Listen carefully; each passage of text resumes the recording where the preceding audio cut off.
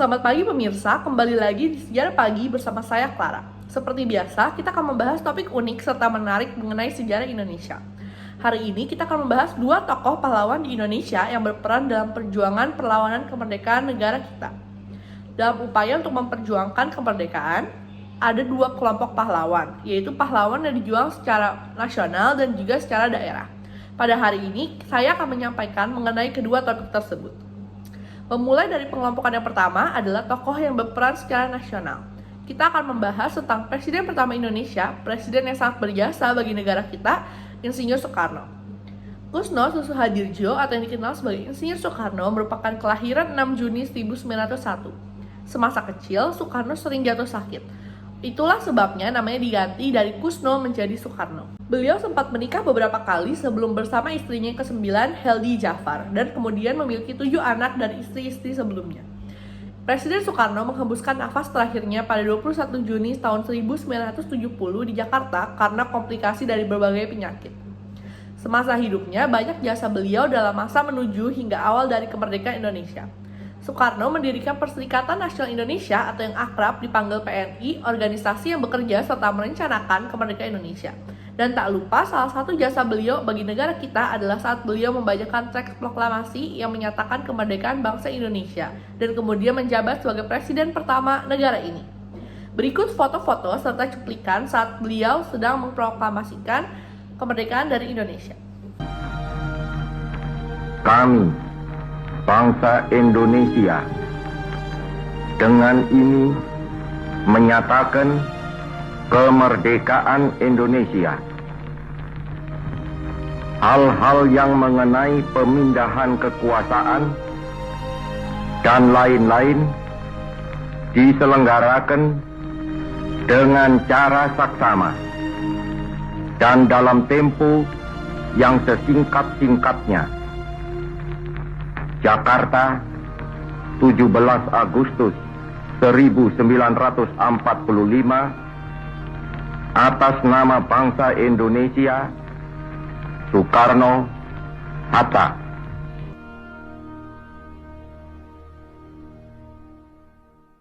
Insinyur Soekarno merupakan sosok yang sangat bertalenta dan berpengaruh bagi Indonesia.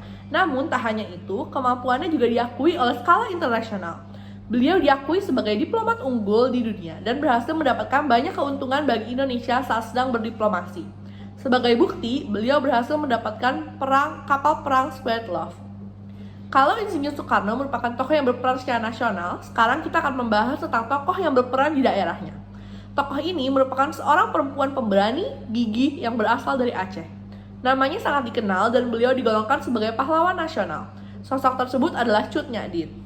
Cut Nyak-Dien, perempuan kelahiran Aceh pada 1848, merupakan salah satu tokoh pahlawan perempuan yang paling dikenal.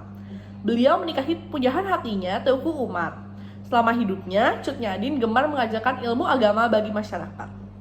Mengenai perjuangannya, tentu Cut Nyak-Dien tidak boleh dipandang sebelah mata. Beliau bertempur melawan Belanda dengan sepenuh hati semasa hidupnya.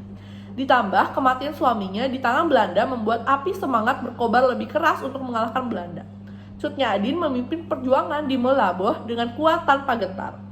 Selepas kekalahan perjuangan melawan Belanda, Cut Nyak-Dien diasingkan ke Sumedang pada tahun 1907.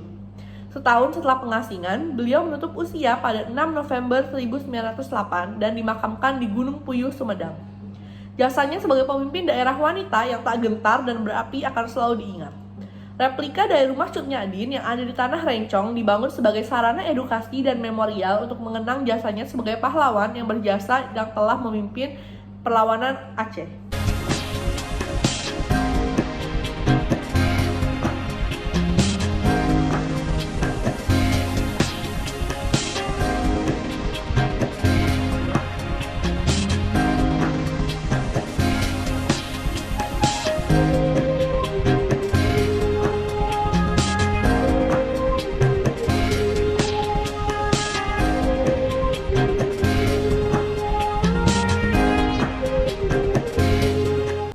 Dari kedua tokoh yang dibahas hari ini, ada kesamaan dan nilai baik yang bisa kita petik. Keduanya memiliki jiwa nasionalis dan sikap bela negara yang amat besar. Soekarno dan Cut Nyak-Dien merupakan tokoh yang gigih serta berani melawan musuh serta ancaman. Berdasarkan perjuangan kedua tokoh ini untuk kemerdekaan serta membela Indonesia sebagai rakyat, kita harus teguh bersatu untuk menjaga kemerdekaan dan kebebasan yang telah diperjuangkan. Agar terwujudnya hal tersebut, kita harus hidup harmonis dan sejahtera di antara keberagaman ras dan budaya. Upaya yang begitu besar sudah dikerahkan untuk menyatukan banyak wilayah, menjadikan Indonesia sebagai negara yang unik dan beragam. Sudah tugas kita untuk melestarikan kebudayaan dan menjaga keutuhan dari NKRI. Itulah pembahasan dua tokoh yang berjasa bagi Indonesia, baik secara nasional dan secara daerah. Bagaimanapun, keduanya sangatlah berjasa dan patut dihargai serta diingat. Tentunya, kedua sosok tersebut merupakan sosok yang sangat inspiratif ya. Belajar dari mereka dan tiru semangat juangnya.